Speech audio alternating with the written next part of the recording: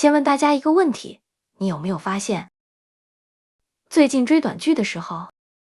越来越常被大叔圈粉？不是那种油腻的大叔哦，是那种西装一穿，眼神一沉，你就知道这个人有故事的成熟男人。这几年短剧圈吹起一股书圈风，一群30岁上下，甚至逼近40岁的男演员，硬是在一群小鲜肉里杀出重围，被观众封为人夫感天花板。有意思的是，这些人走红的路完全不一样。有人是科班出身演技派，有人根本不是演员出身，还有人是靠一身肌肉出圈的。今天这支影片，我帮大家整理了短剧圈公认的10位书圈男神，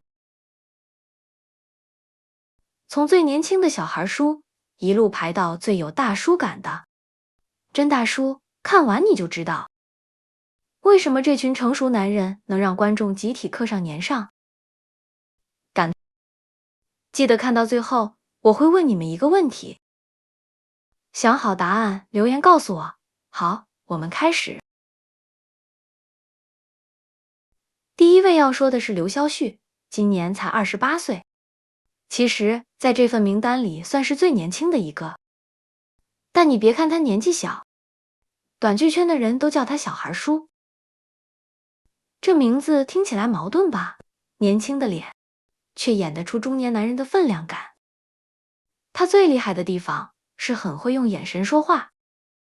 很多短剧演员演霸总，靠的是台词和造型堆出来的压迫感。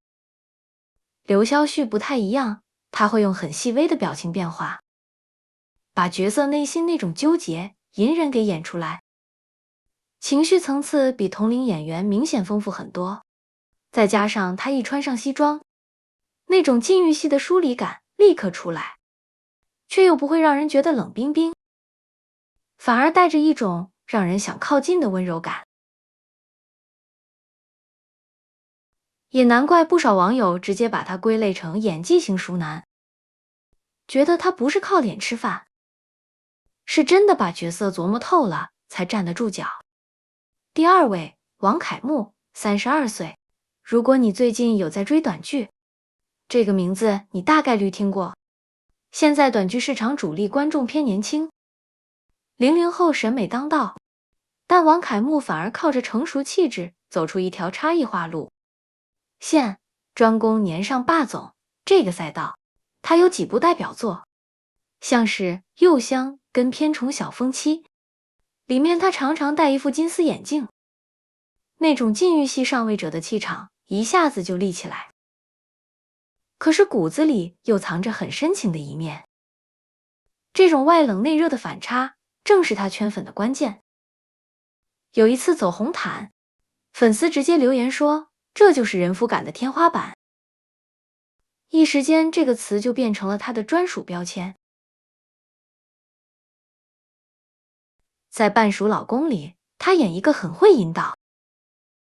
很会照顾人的成熟型恋人。很多观众看完的反应都是，这种安全感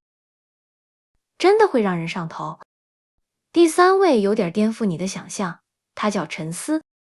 ，1999年出生，其实年纪不大，但因为长相和气场太成熟，很多人看他的作品都会误以为他至少30出头，所以他有个外号叫99年成熟霸总。陈思不是科班出身，一开始也没受过正统表演训练，完全是靠着很有代入感的表演方式，硬是在短剧圈杀出一条血路，作品量非常惊人，累积下来已经超过50部，可以说是这几年最高产的霸总专业户之一。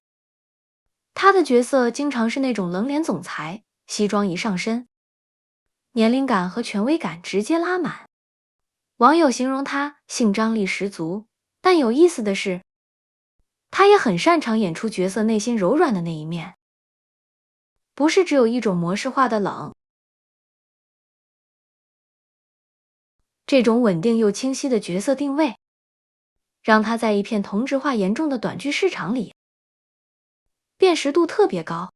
第四位，也是这份榜单里资历最深，年纪最长的一位，王道铁，1988年出生，是短剧圈公认的真大叔代表，不是靠人设堆出来的那种，是真的有岁月感，有阅历。他其实是中央戏剧学院科班毕业，一开始还转去做过幕后工作，直到2022年因为一部《爱的年龄差》才成功转型回到台前，一路冲上书圈顶流的位置。因为他常常搭配比自己年轻很多的演员，饰演长辈或者霸总类角色，观众钱翠给他封了个很霸气的称号——书系霸总天花板。比较难得的是，他没有把自己局限在单一类型，题材跨度很大，从非物质文化遗产相关的作品，到民国时期商界大佬的角色都尝试过。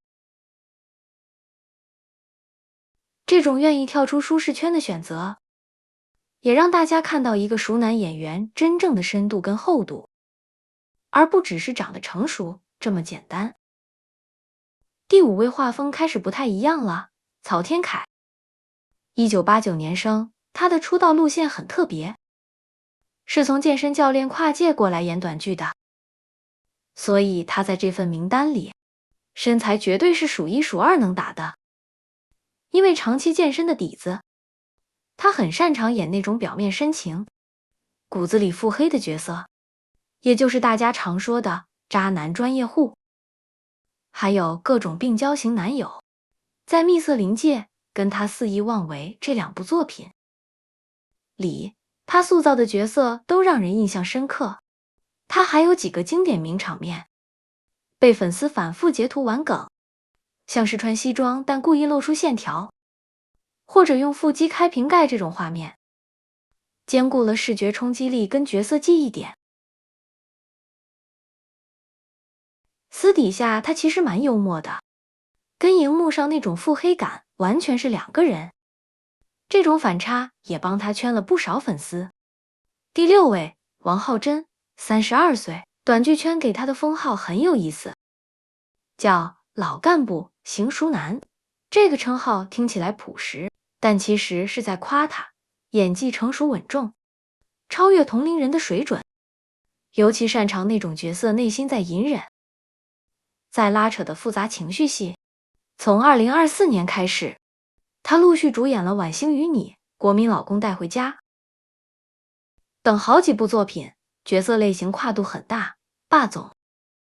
卧底、将领他都演过，说明他的可塑性很高，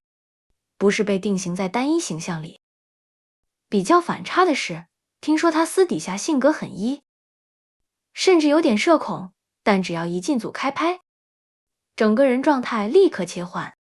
被剧组同行称作自带忧郁气质。尤其是哭戏，他的感染力特别强，很容易把观众的情绪一起带进去，算是短剧圈里少见，真正靠演技说话的熟男代表。第7位，赵廷义，是最近人气蹿升速度最快的一位，短剧圈内部把他叫做宝藏型熟男。他的气质偏清冷禁欲，但很难得的是，他能同时驾驭精英角色，也能演反派，反差幅度做得很大，跟一些走套路画霸总路线的演员不太一样。赵廷义很在意角色内心的细节堆叠，不管是温柔的引导者，还是黑化的暗黑角色，他都想演出人的层次，而不是单纯的功能性人设。在朝阳似我跟别有用心的妻子里，他把那种精英外表下其实藏着情感软肋的反差演得很细腻，观众看完会觉得这个角色是立体的，不只是纸片人。正是因为这种成熟又不流于表面的处理方式，他慢慢被观众归类成耐看型熟男。第一眼可能没有那么惊艳，但越看越有味道。第8位，王毅然，1994年生，科班出身，还有一段武警服役的经历，这个背景直接反映在他的荧幕形象上。很多人叫他西装暴徒，就是那种西装笔挺，但你能感觉到骨子里有股狠劲儿的类型。他很擅长演冷脸腹黑的角色，代表作是《掌心暗度》，里面他把那种压迫感跟深情并存的成熟魅力捏得很准，而且他的哭戏层次感特别丰富，不是单一情绪的宣泄，能看出角色一路走来的心路历程。有观众形容，他成熟的外形不但没有变成劣势，反而成了角色说服力的加分项。甚至有人直接说年龄感就是专业背书，也让他在一片年轻面孔里成为短剧圈不能忽视的实力派代表。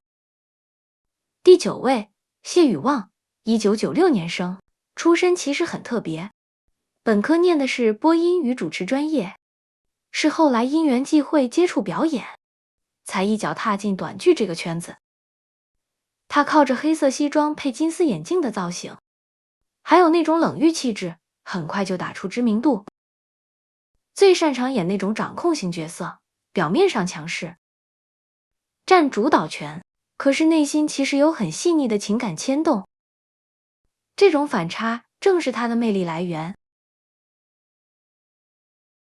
在与他共枕里，他把那种情感拉扯的细节演得很到位，被观众封为温柔霸总代表，而且他的戏路跨度其实蛮大的，从半醒里那种阴郁系霸总，到拥抱太阳里深情的机长角色，再到糟糕，和姐姐走错了这种偏喜剧风格的总裁，说明他不只会演一种帅，可塑性其实比表面看到的更高。压轴出场，卡戎，2000年出生，是这份榜单里最年轻，但目前人气最炸裂的一位。他靠着一部《婚夜》燃尽，直接登顶人气榜首，粉丝给他的称号非常直接，人夫赛道天花板。他的表演风格是那种慢节奏，很温柔的成熟气质，不管搭配哪一位女演员，他都能自然而然地演出很有说服力的成熟 CP 感，代入感非常强，这也是他能快速圈粉的关键原因之一。他特别擅长演禁欲系、深情型的角色，西装加金丝眼镜的造型也跟他的气质完美契合。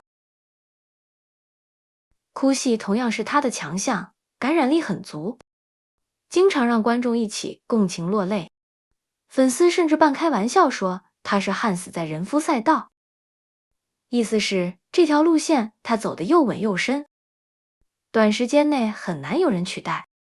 好，这10位书圈男神就全部介绍完了。从最年轻、反差感最强的小孩叔刘肖旭，一路看到资历最深、气场最稳的甄大叔王道铁，你会发现，这些演员走红的方式完全不一样。有人靠演技一步步磨出来，有人靠身材出圈，还有人根本是半路出家，却硬是靠着代入感杀出一条路。但他们有一个共通点，都在用成熟这件事，重新定义短剧男主角应该长什么样子。以前大家对短剧男主的印象，可能还停留在单一的高富帅霸总模板，但这几年书圈的崛起，其实反映出观众的审美在变。比起单纯的颜值，大家越来越在意角色有没有故事感，有没有那种让人安心的沉稳魅力。所以想问问正在看这支影片的你，这10位书圈男神里面，谁是你心中真正的人夫感天花板？是眼神杀很强的刘肖旭，还是气场稳如泰山的王道铁？把你的答案打在留言区，我会挑几个留言互动回复。如果你喜欢这种短剧圈的深度盘点，记得帮这支影片按赞、订阅频道并开启小铃铛。我们下支影片继续带你挖掘更多短剧圈的宝藏演员。